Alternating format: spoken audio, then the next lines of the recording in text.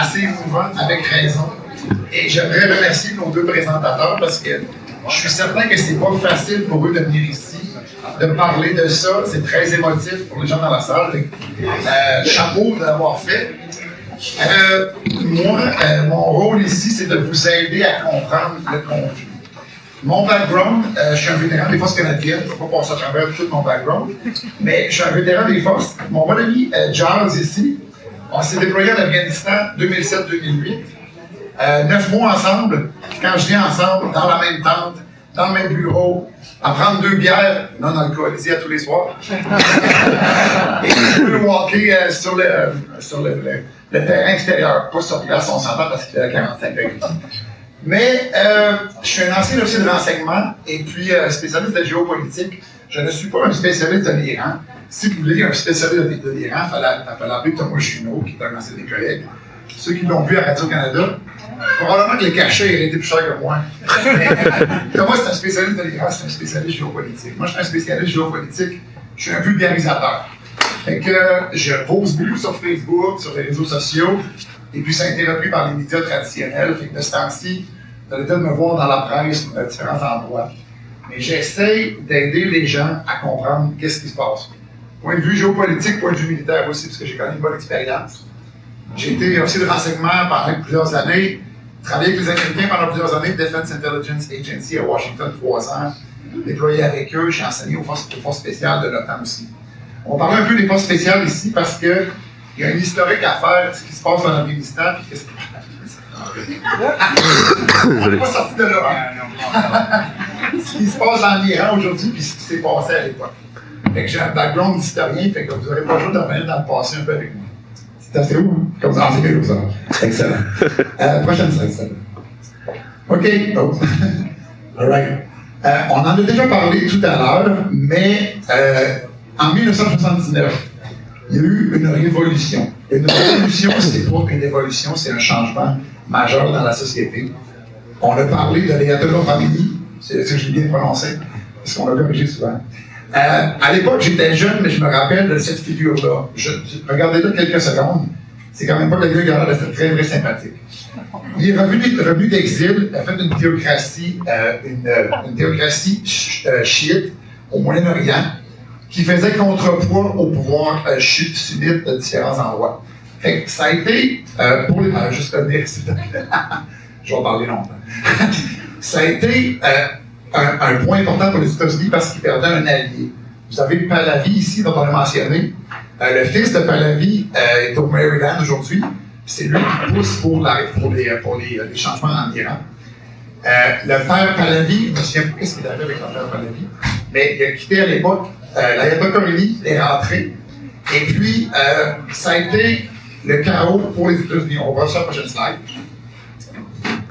Il y a eu par la suite une prise d'otage à l'ambassade américaine de Téhéran. La crise d'otage a duré 444 jours. Regardez ça. Imaginez-vous, vous êtes pris en otage pendant 1 an et 100 jours. Pas certain que vous allez survivre à ça. Ils étaient paradés. C'était des étudiants qui avaient pris l'assaut de l'ambassade. Ils étaient paradés comme ça dans les rues. Pourquoi je parle des forces spéciales aujourd'hui? Parce que les forces spéciales sont impliquées. Les forces spéciales, c'est les forces d'assaut, les forces antiterroristes, sont impliquées en Iran. Ils avaient été impliqués à l'époque. Si vous regardez l'image qu'il y a là, ça s'appelle l'opération Eagle Claw. C'était le président Carter à l'époque qui avait appelé à aller chercher les otages en Iran. Et puis, ça s'est terminé dans un fiasco. Il y a eu des... J'aime ça, des personnes plus âgées s'en rappellent. Hein? Moi, j'avais peut-être 4 ans à l'époque. Je me rappelle de Khomeini par contre. Il y a eu une opération, ça s'est très très mal terminé. Ça a créé après ça le commandement des forces spéciales aux États-Unis. Parce que les forces spéciales, c'est les forces d'élite, les forces de dernier recours. Et puis, ils se sont rendus compte qu'ils n'étaient peut-être pas prêts à faire des opérations comme ça. Fait qu'ils ont créé le commandement des forces spéciales, qui fait qu'aujourd'hui, il y a des opérations comme au Venezuela ou en Iran qui sont extrêmement efficaces. J'enseigne à ces forces spéciales-là. J'ai un crédit pour qu'est-ce qu'ils font. Là. J'enseigne le renseignement. Mais c'est des gens qui sont extrêmement bien formés. Il y a eu l'opération Eagle Claw. Il y a eu aussi, est-ce qu'il y avait eu le film Argo? Merci. Moi, je suis prof à l'université, j'aime ça quand le monde lève la main. Ça implique. Il y a eu le film Argo avec l'acteur, c'est quoi l'acteur? Ben Affleck. Ben Affleck, merci beaucoup, je m'en rappelle plus. Le Canada, avec l'ambassade, ont aidé à sortir les Américains d'Iran. Pourquoi je mentionne que ça a été la défaite de Jimmy Carter? Imaginez-vous, en 1979, on est en pleine guerre froide. Il y a une doctrine qui parle de la doctrine Mutual Assured Destruction, une doctrine de destruction mutuelle assurée. On a des armes atomiques qui peuvent faire sauter la planète entière, et puis ça arrive comme une épine dans le pied des États-Unis. On s'est entendu qu'il n'y avait pas besoin de ça avec le bloc de l'Est, avec l'Afghanistan qui commençait, pas notre Afghanistan, mais l'Afghanistan des Soviétiques qui ont envoyé en 1979. Jimmy Carter a très très mal paru. Jimmy Carter, c'est un des seuls présidents qui a fait un seul mandat aux États-Unis les dernières années. Si vous regardez, Trump malheureusement a fait deux mandats séparés. Vous allez tout voir que je ne suis pas un fan de Trump, là je vais vous dire tout dès le départ. Trump a fait deux mandats, mais Jimmy Carter a perdu son poste à cause du fiasco de l'Afghanistan et de l'Iran aussi. Et puis, si on fait un parallèle avec Trump, ce que je trouve intéressant, c'est que Reagan a promis de régler, Trump a promis de régler la guerre en Ukraine en une journée. Peut-être 444 jours, ça peut être réglé. Mais le successeur de Jimmy Carter, Reagan, avait promis de régler la crise des otages en une journée. Et il l'a fait. La journée même qu'il est rentré en poste, ils ont réussi à signer un accord pour que les otages américains soient libérés. Prochaine. Suite à ça, on en a parlé tout à l'heure, mais il y a eu la guerre d'Iran-Irak. Encore là, j'étais pas très vieux à l'époque, mais je me rappelle de cette guerre-là. Je me rappelle surtout du personnage à droite de l'Ayatollah Khomeini et du personnage à gauche qu'on a appris un peu à se connaître par la suite.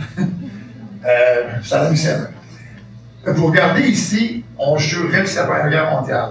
La guerre de 80-88, ça a été une guerre extrêmement meurtrière. C'est l'Irak qui a envahi l'Iran. L'Irak est un petit pays, 3 fois moins gros que l'Iran. L'Iran est un pays très populaire, on l'a vu, grand comme le Québec, 80 millions de personnes. Saddam Hussein, qui voulait asseoir son pouvoir, a envahi l'Iran. Pourquoi? Parce que l'Iran est chiite, eux sont sunnites, puis aussi, il voulait comme agrandir son territoire, puis prendre de l'importance au niveau des pays arabes. Ça a été une boucherie, je ne mâcherai pas mes mots.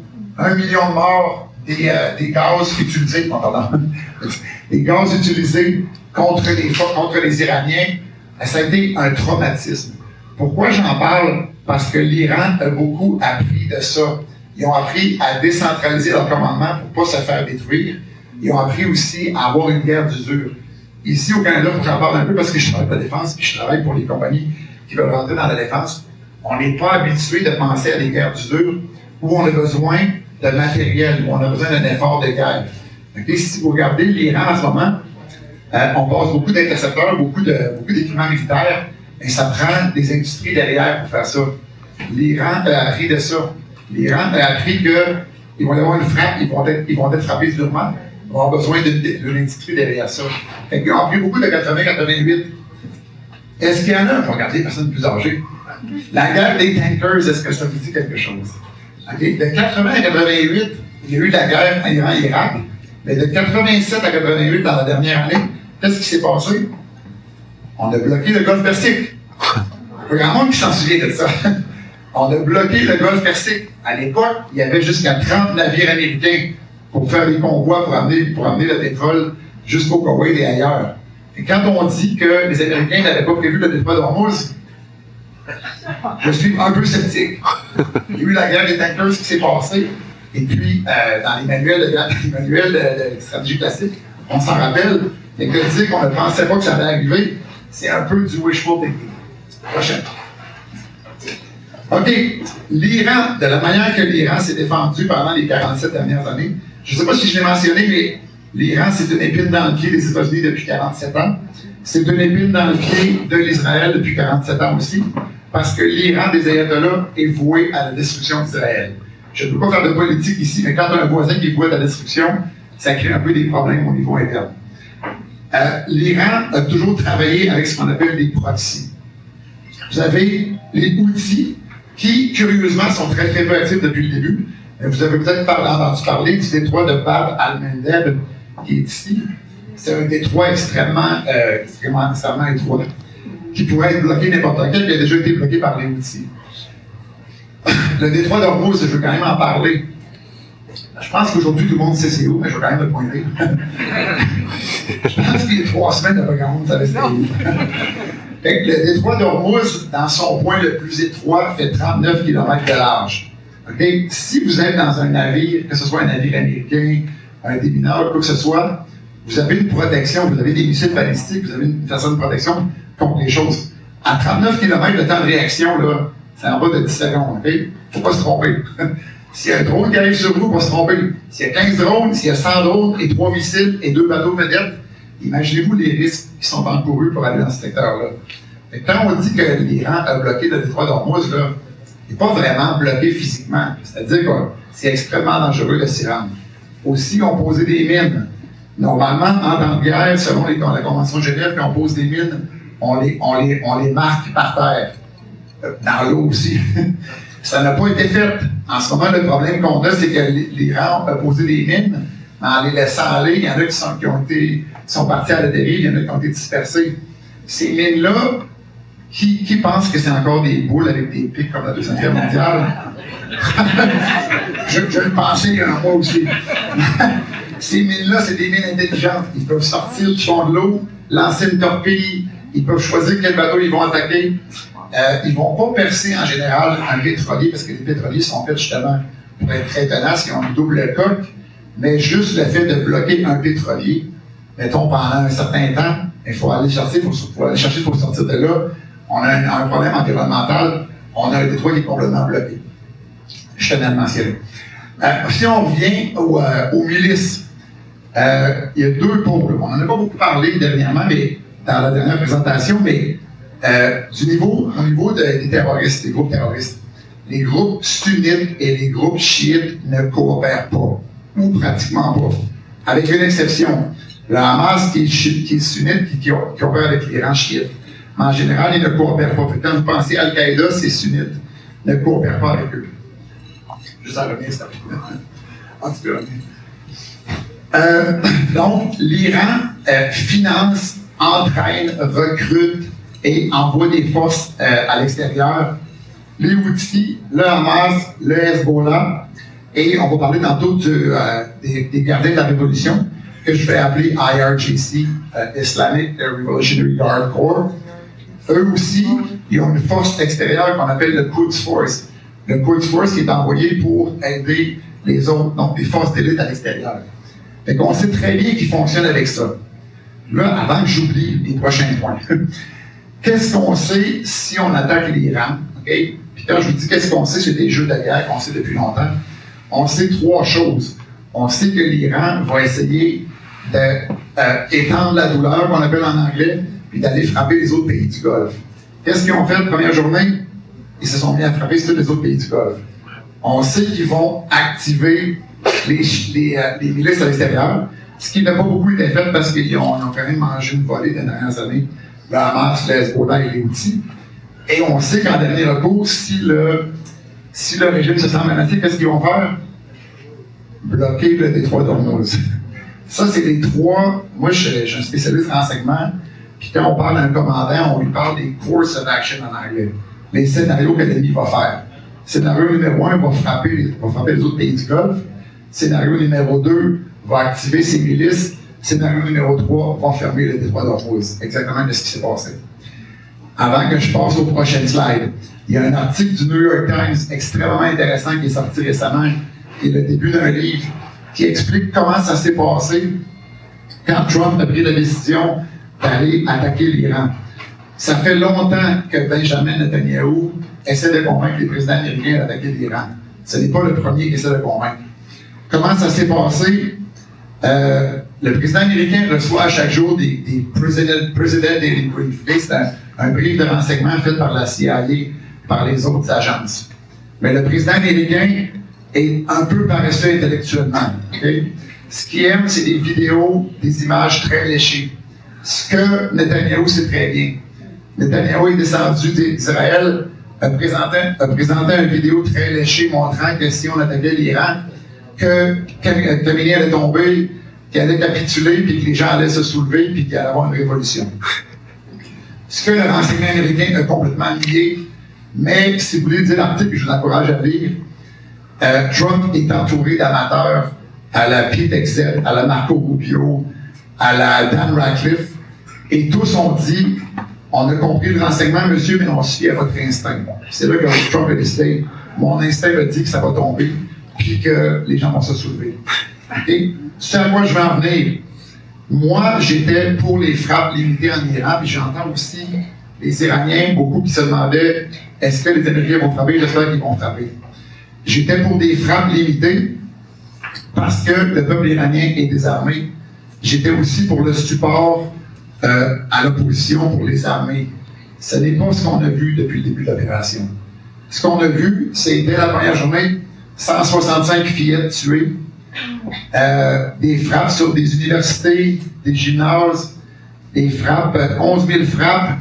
Quand le président s'est fait présenter les options, quand on présente des options, Charles, c'est très bien ça, on présente option 1, option 2, option 3, généralement faible, moyen, fort. Trump est allé évidemment du côté le plus fort. Ils ont frappé extrêmement fort sans se soucier d'aider l'opposition et de savoir qu'est-ce qui allait se passer par la suite. Aussi, par rapport à ça, la CIA a su où Khamenei était un certain matin. Il y avait 2 porte-avions. Les 2 porte-avions, c'est des flottilles complètes avec beaucoup d'armement. On sait que les Américains allaient frapper. La CIA a su qu'il allait y avoir un meeting spécifique avec Khamenei parce que le Mossad, le renseignement israélien, suivait Khamenei depuis longtemps grâce aux caméras de Téhéran qui avaient été hackées. La CIA a dit qu'on pourrait les frapper en plein jour, ce qui n'est pas évident. Le président Trump et Netanyahu ont donné l'ordre. Ils ont tué 41 personnes, 41 des dirigeants de la première journée en 40 secondes. Khamenei a été frappé. Le père, le fils aussi. Le fils, Mojtaba, a perdu son père, sa femme, son fils et, si je ne me trompe pas, un de ses frères. Pensez-vous que ce gars-là allait capituler et demander à Washington d'arrêter? Je ne sais pas pour vous, mais moi, si je perdais mon père, ma mère, mon fils en même temps, je pense qu'après ça, j'avais plus rien à perdre. Okay? Fait que c'est un peu ça qui s'est passé la première journée. Prochaine diapo. Ah, c'est des diapos qu'on va rajouter, mais c'est des groupes, des différents groupes. Ça, c'est les gardiens de la Révolution. Les Houthis, le Hezbollah, la Hamas, c'est les groupes principaux. Il y a des milices irakiennes aussi, d'origine chiite. Ça, finalement, c'est comme la défense en avant de l'Iran. Eux se servent de ces groupes-là pour se défendre. Prochaine. Les pays qui collaborent avec l'Iran, si vous l'avez jamais entendu, il y a une acronyme intéressante, le CRINC. China, Russia, Iran, North Korea. C'est un peu comme l'axe du mal qu'on entend aujourd'hui. La Chine, la Russie, Corée du Nord, le Venezuela, mais malheureusement, lui, il n'est plus là, mais il faut en parler un peu aussi. Quand les forces spéciales américaines ont frappé Maduro au Venezuela, ça a pris 1h40 pour sortir le président, puis la vice-présidente a demandé après ça de négocier. Ça a boosté la confiance de Trump et des Américains qui se sont dit on peut faire la même chose. Je n'exagère pas, c'est vraiment ça qui s'est passé. Ils ont compris, si on vient à l'opération Eagle Club et les forces spéciales d'aujourd'hui, qu'il y avait une formidable force à leur capacité, à leur disposition. Puis ils se sont dit on va faire la même chose avec Khamenei en Iran. C'est pas des blagues. Prochaine. Oui, OK. Juste pour mentionner, OK, les Iraniens en ont assez du régime, je pense que ça a été mis assez clair. Beaucoup d'Iraniens ont accueilli de façon très favorable les frappes, avec raison, je dirais. Cependant, ma critique personnelle, c'est de la manière que ça s'est passé. Si ça avait été fait de façon intelligente, de frapper les gardiens de la Révolution, de frapper les missiles balistiques et le nucléaire, et d'aider l'opposition, je pense qu'on serait dans une meilleure situation. Si aussi les États-Unis avaient pris la peine d'aller à l'ONU ou à l'OTAN ou essayer d'embarquer d'autres gens, il y avait une légitimité. Là, pour l'instant, on s'est retrouvé, l'OTAN, les autres pays, à dire on n'a pas été consultés et on ne va pas aller vous sortir du trouble dans le détroit d'Ormuz parce qu'on n'a pas été consultés. Mais juste pour mentionner, il y a eu beaucoup de démonstrations, mais je voulais surtout vous montrer le timeline. En 79, la révolution, 80-89, la guerre d'Iran-Irak. Après ça, les démonstrations étudiantes ont commencé en 99. Puis si vous regardez, ça s'est intensifié. 2009-2010, le mouvement vert, l'économie, novembre sanglant, l'économie encore, l'eau. Il faut mentionner qu'en décembre 2025, quand le bazar s'est soulevé, les gens se sont soulevés, le RIA était en chute libre, et puis il y avait des problèmes d'eau, d'approvisionnement, et le régime était perçu comme faible. Il n'y a rien de pire pour un régime dictatorial, autocratique, d'être perçu comme faible par sa population. Il était perçu comme faible parce qu'il n'arrivait pas à amener l'économie, il n'arrivait pas à amener l'eau, il n'arrivait pas à se défendre non plus comme les Américains puis l'Israël dans la guerre des 12 jours. Ça a permis aux gens de se soulever, justement. Crise économique majeure. On a une prochaine slide. C'est moi qui ai présenté ça. Je ne reconnais pas ma diapo. OK. L'été dernier, pour ceux qui s'en rappellent, sûrement que vous en rappelez, il y a eu la guerre des 12 jours. Israël a attaqué l'Iran. Les États-Unis ont suivi. C'est pratiquement ça qui s'est passé aussi cette année. Et Netanyahou est allé murmurer dans l'oreille de Trump, qui était le seul à avoir une bombe extrêmement puissante qui allait permettre de percer des bunkers puis d'aller chercher l'uranium enrichi. Ça fait des années que l'Iran enrichit de l'uranium avec des centrifugeuses et ils l'ont enrichi à 60%, il y en avait 450 kilos. Il faut l'enrichir à 90% pour avoir une bombe atomique.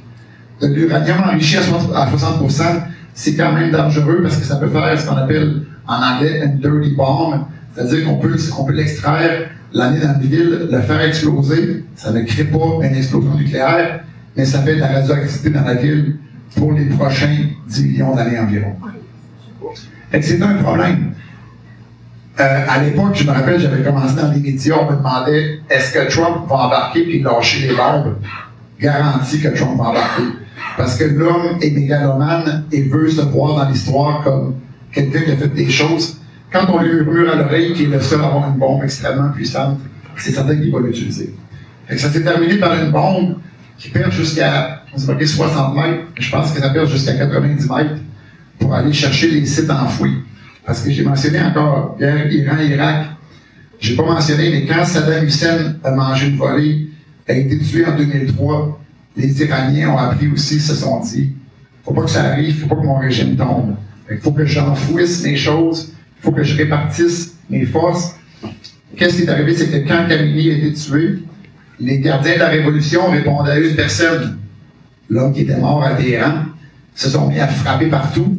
Même si le fils de Khamenei avait réussi à prendre le contrôle de la radio et dire arrêtez, eux, ils auraient dit c'était pas la légitimité pour m'arrêter. Fait que ça avait parti, puis on a vu des frappes partout sur tous les pays du Golfe. La guerre des 12 jours s'est terminée quand même assez rapidement, il y a eu plusieurs morts, mais on savait que c'était pas la fin. Parce que tout ça vient de Netanyahou qui veut vraiment mettre fin aux missiles balistiques, à la capacité nucléaire et à la capacité des proxys d'attaquer, donc le Hezbollah. C'est pour ça qu'en ce moment, on regarde le Liban, qu'est-ce qui se passe sur Hezbollah. Netanyahou a des objectifs assez clairs pendant cette chose-là. Le problème de Trump, c'est qu'il n'a pas d'objectif clair. Je ne vais pas te mettre sur le spot, mais le premier principe de guerre canadien, c'est sélection et maintien du but. Quand on rentre en guerre, on choisit un but et on le maintient. Quand Trump s'est fait demander c'est quoi les buts de la guerre en Iran, ben, votre guess, c'est aussi bon que le mien. Il en a nommé 10, puis il a changé à tous les jours. Netanyahou, par contre, a des buts assez précis. Prochain. Je vais passer rapidement, mais je voudrais pas qu'on sous-estime le traumatisme du 8 et 9 janvier. Moi, j'enseigne à l'Université de Montréal en criminologie. J'ai invité un Iranien d'origine, peut-être le 15 janvier. À l'époque, les chiffres qu'on avait, c'était 3 000 à 4 000 morts, les chiffres officiels. Puis dans mon cours, il a dit 30 000 morts. Je vous garantis, on a tous resté comme stun. On n'avait jamais entendu ce chiffre-là. Pourquoi? À cause du blackout. Le fils Pahlavi, qui était en exil au Maryland, c'est lui qui avait demandé aux gens de sortir. Le 8 janvier, selon ce que j'en comprends, ça n'a pas été extrêmement violent comme répression. Le 9 janvier, les bassiches, les milices sont sortis.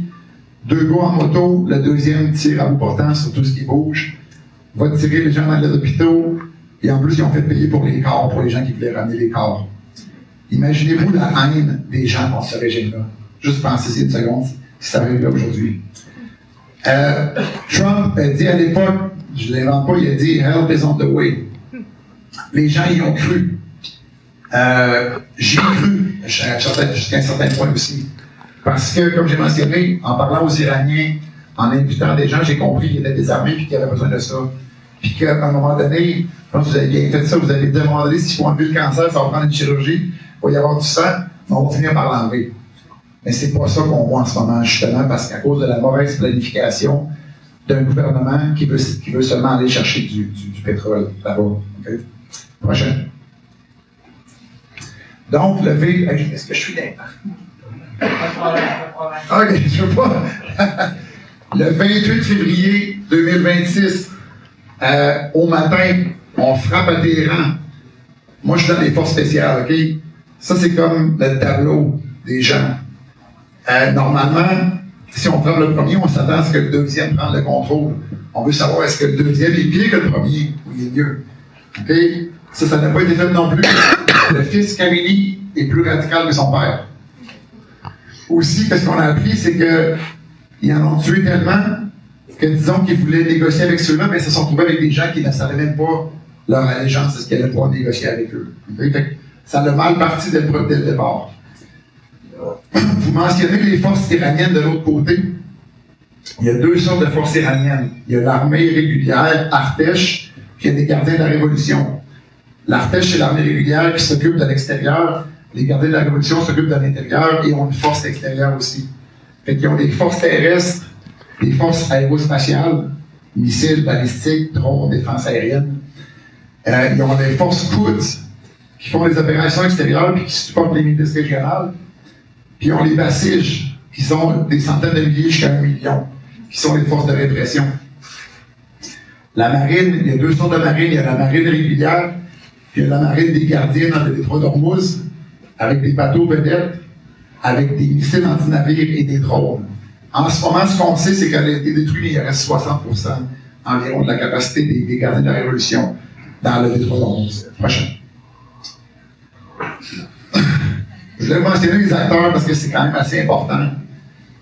On sait, grâce au New York Times et à d'autres, que c'était son idée, que ça a été murmuré à lui, et que c'est le fils Khamenei qui est en charge de facto, qui n'a pas la légitimité de son père. Il y a d'autres acteurs aussi.